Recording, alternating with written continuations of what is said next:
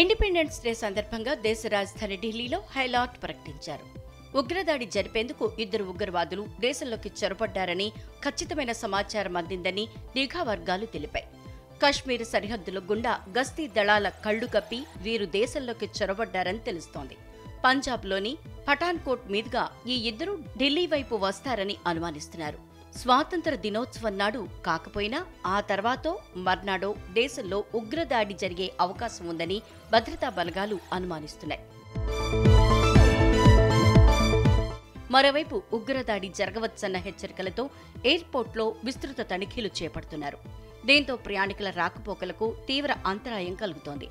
గురువారం నుంచి వరుస సెలవులు ఉండటంతో ఢిల్లీ ఎయిర్పోర్ట్లో ప్రయాణికుల రద్దీ బాగా పెరిగింది.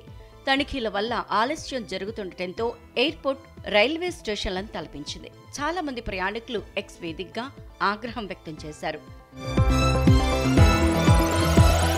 ఇటీవల కాలంలో కథువా, దోడా, ఉదంపూర్, రాజౌరి, పూంచ్ జిల్లాల్లో ఉగ్ర కదలికలున్నట్లు భద్రతా వర్గాలు చెబుతున్నాయి. జమ్మూలోని దోడా జిల్లాలో జరిగిన ఎన్కౌంటర్లో భద్రతా దళాలు ఒక ఉగ్రవాదిని మొట్టుబెట్టాయి. అత్యాధునిక M4 రైఫిల్ను స్వాధీనం చేసుకున్నాయి. వీటితో పాటు 3 బ్యాక్ ప్యాక్ బ్యాగ్లను ఆ ప్రాంతంలో గుర్తించారు.